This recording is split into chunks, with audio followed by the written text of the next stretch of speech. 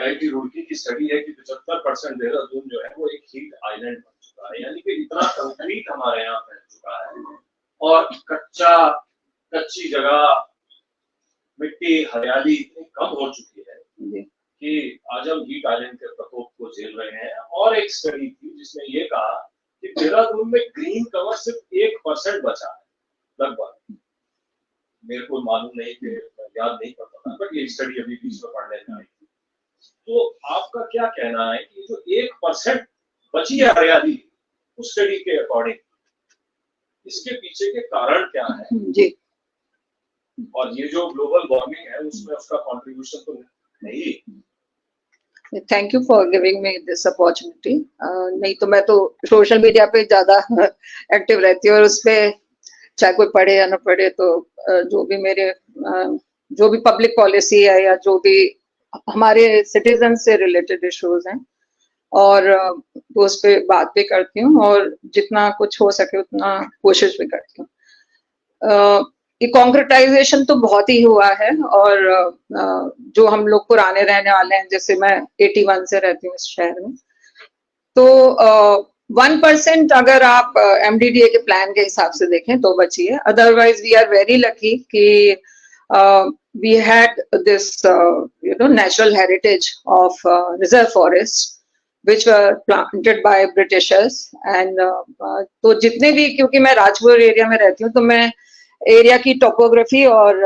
जो हाइड्रोलॉजी है उसको देख भी सकती हूँ और ऑब्जर्व भी करती हूँ। तो लकीली हमारा जो डून वैली थी ये पूरा एक इसमें वाटर सिस्टम है और उसमें नदियां, रिवुलेट्स, जो नाले, खाले, गदेड़े, ये सब कहते हैं। और अगर मैं डून वैली पे को सिर्फ शहर की तरह ही नहीं देखती हूँ, मैं इसको पौंटा साहब से ऋषिकेश और हरिद्वार तक गिनती हूँ, क्योंकि हम आइसोलेशन में नहीं देख सकते। अगर हम हीट आइलैंड की बात करें या ग्लोबल वार्मिंग या लोकल जो फैक्टर्स हैं, तो हमें ये देखना पड़ेगा कि ये पूरा एक एरिया है, इसका अपना इकोसिस्टम है, इसमें क्या क्या चेंज हुए। तो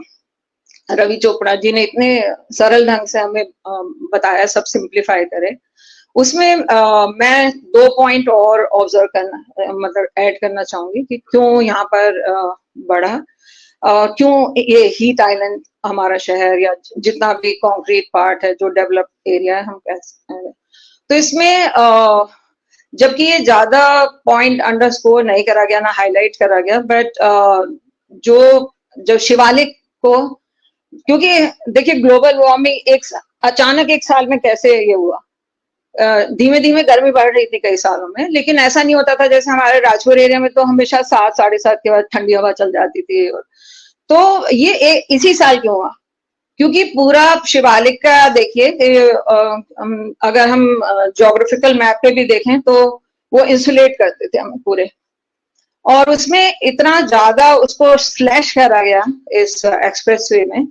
और फिर उधर जो सेलाकुई की तरफ से जितनी गर्म हवाएं आती थी, वहां सेलाकुई में आप देखा ही है कि वहां तो लू भी चलती है, और इवन अगर हम जॉलीग्रांट जाते हैं वहां लू और उस तरह का एरिया, तो वो हमें इंसुलेट करते थे। ये सारा जो ग्रीन कवर था सारा कट करा गया। और जैसे कि अभी आपने कहा कि हमें वोकल होना ही पड़ेगा, अगर जो भी अभी प्रपोज हैं, जैसे जो सहारनपुर से अब रेलवे लाइन कह रहे हैं, जो शिवालिक को काटते ही हुए शाकुम्भरी से आएगी, तो उसमें आप इमेजिन करिए कि कितना बड़ा एक और पार्ट जो इंसुलेट करता है, जो हमारी आसन और गंगा जो रिवर है उसके सारे जो वाटरशेड एरिया को डिस्टर्ब कर रहा है।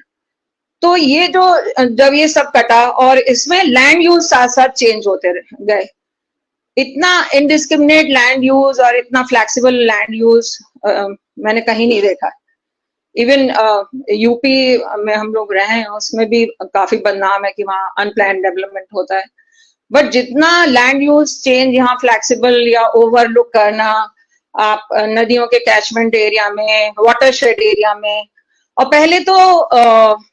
ये होता था कि चलो सुपरवाइज नहीं हुआ या मॉनिटरिंग नहीं हुई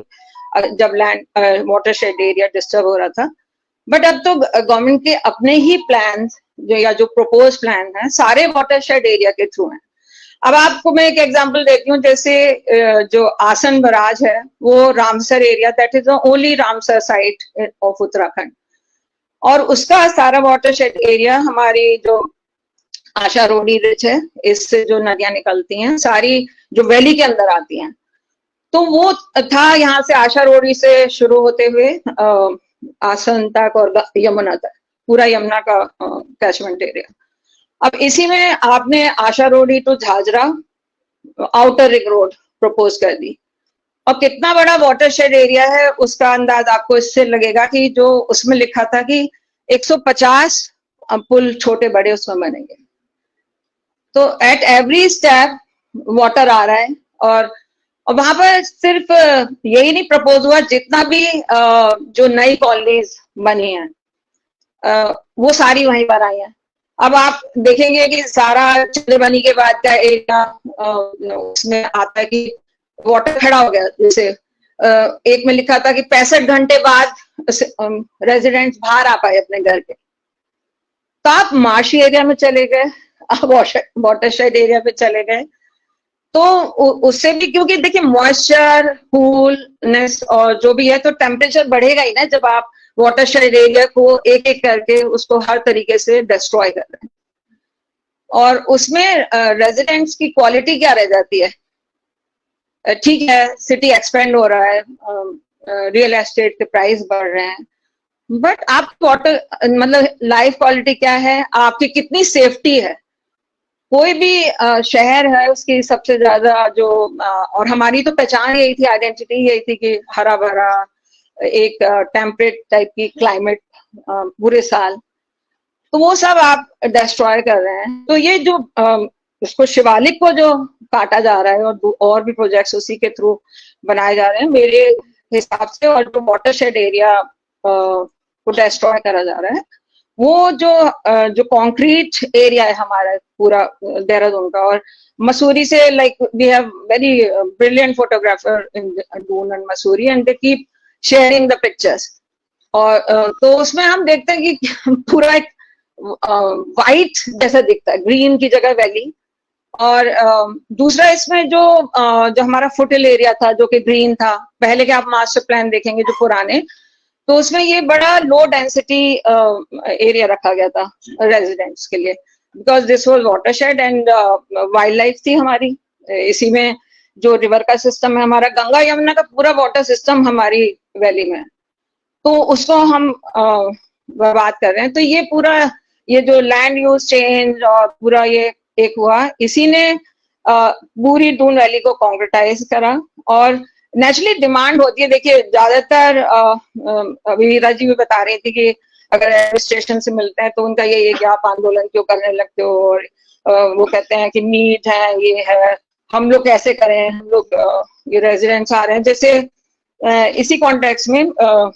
मैं बताना चाहूंगी कि अभी जो शीशम बाड़ा वाला केस है उसमें आप देख होंगे कि